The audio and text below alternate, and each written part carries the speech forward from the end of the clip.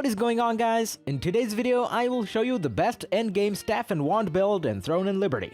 So in this guide, I will show you a fully maxed setup with the best possible tier 1 gear, traits, masteries, skill rotations, and everything else. And the best part about this is that for every single build choice, I will explain my reasons, also how and where to get this powerful gear, and just overall, you'll be able to see what a fully maxed T1 character will look like, and what at the end game you can achieve as well. So if you want to use the best build in the game, then let's get right into it. This is the most versatile healer setup in the game, because you can heal while also doing great amount of DPS. As our weapon combination has stronger and more spammable AoE abilities than any other healer combo, so this makes her preferred when farming in the open world and dungeons. If you enjoy traditional mage DPS builds but also want to heal and support allies, then this is the one for you. So let's move over to the build. And for the choice of weapons, we're going to be going with the staff and wand. And first of all, we have our skills. So for defensive skill, we use the chaotic shield, while for active skills we get Touch of Despair, Serial Firebombs, Time for Punishment, Chain Lightning, Curse Explosion, Swift Healing, Corrupted Magic Circle, Inferno Wave, Judgment Lightning, High Focus, Inner Peace, and Karmic Haze. As you can see from the gameplay, I don't have all these same skill icons on my bar. It is because the skill icons will change depending on our specialization setup. And in our setup, only one skill will change, so the Corrupted Magic Circle will turn into the Decaying Touch. And then for passive skills, we get Devotion and Emptiness, Noble Revival, Vampiric Contract, Wraith's Beacon, Forbidden Sanctuary, Flame Condensation, Mana Ball Eruption, and Full of Corruption. As for skill upgrade priority, for active skills we want to mainly focus on Swift Healing, Touch of Despair, Curse Explosion, Corrupted Magic Circle, High Focus, and Time for Punishment. While for passive skills, we focus on Forbidden Sanctuary, Flame Condensation, Full of Corruption, Wraith's Beacon, and Devotion and Emptiness.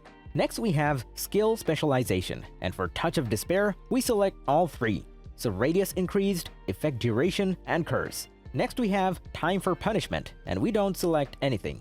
For Curse Explosion, we get the damage increase.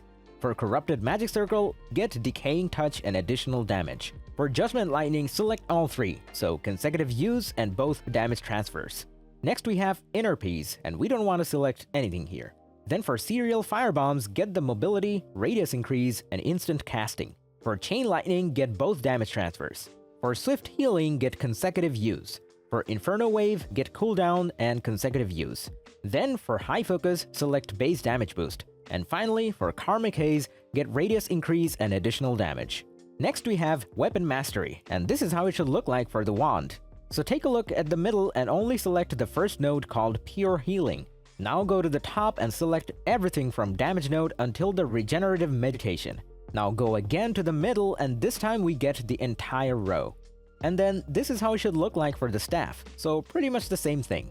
Just this time, right from the start, get the entire middle first, and then afterwards the whole bottom row.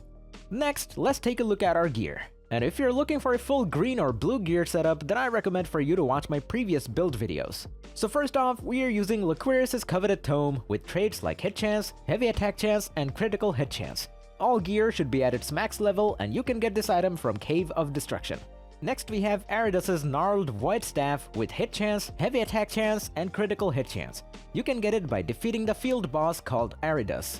Next we have Shadow Harvester Mask with traits like Mana Regen, Ranged Evasion, and Cooldown Speed. As we're using two pieces of the death set, so we will get 14% critical damage. And you can get it from a fields boss called Adentus. Next we have Supreme Devotion with Mana Regen, Skill Damage Resistance, and Debuff Duration. You can get it from Cave of Destruction. Next we have Divine Justiciar Attire with Max Mana, Mana Regen, and Melee Evasion. You can get it by defeating Cornelius. Next we have Shadow Harvester Grips with Max Mana, Mana Regen, and Ranged Evasion. You can get it from Temple of Slaughter. Next we have Swirling Essence Pants with Max Health, Melee Evasion, and Debuff Duration. And as we are using two pieces of the Mother Nature set, so we will get 7% to weaken duration. You can get it from Purple Armor Chests or by defeating the Azrael. Next we have Swirling Essence Shoes with Max Health, Melee Evasion, and Movement Speed. You can get it from the Cursed Wasteland. Next we have Clasp of the Overload with Max Health, Skill Damage Boost, and Buff Duration. You can get it by defeating Nirma. Next we have Bracers of the Primal King with max health, skill damage resistance, and debuff duration. You can get it from Cave of Destruction. Next we have Abyssal Grace Band with skill damage boost, buff duration, and max mana. You can get it from Death's Abyss. Next we have Sapphire Dimensional Band with max health, skill damage boost, and buff duration. You can only get it from purple armor chests. And finally we have Girdle of Spectral Skills with skill damage resistance, debuff duration, and mana regen. You can get it by defeating Adentus.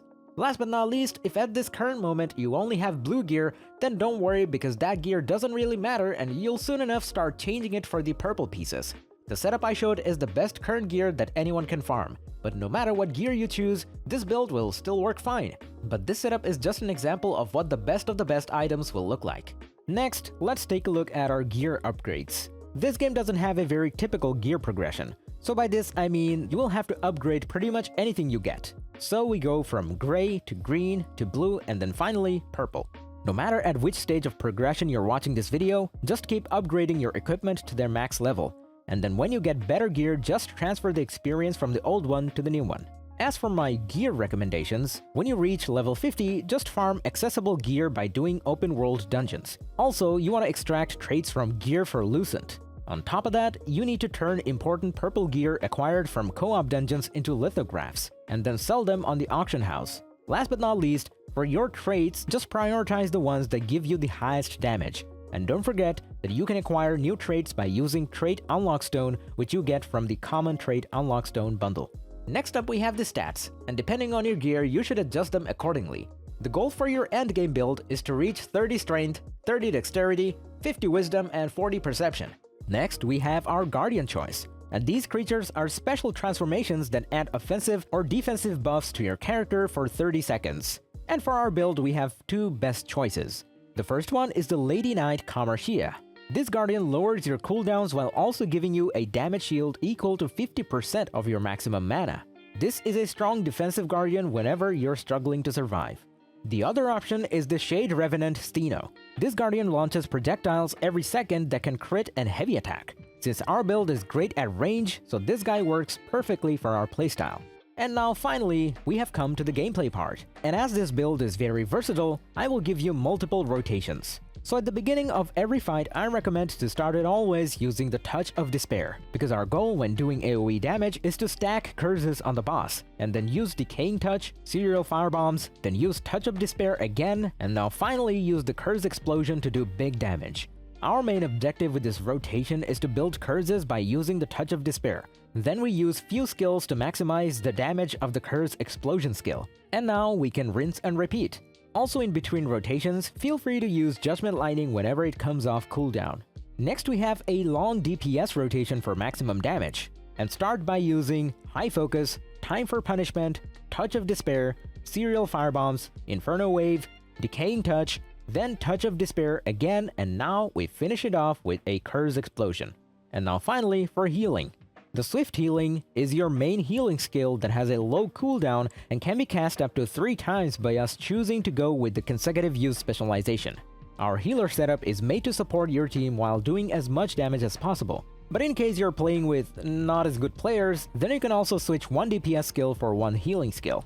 The Wand and Staff is high spam, and you need to understand how to maximize your ability rotations to achieve the best damage. The first combo will quickly kill normal mobs that are a lot squishier. You will frequently use this rotation while completing your resistance contracts, while the second rotation is more meant for bosses and group PVE. So if you enjoyed this video, click like, subscribe, and comment. If you're interested in more content, check out my channel, and I'll see you in the next one. So take it easy, peace.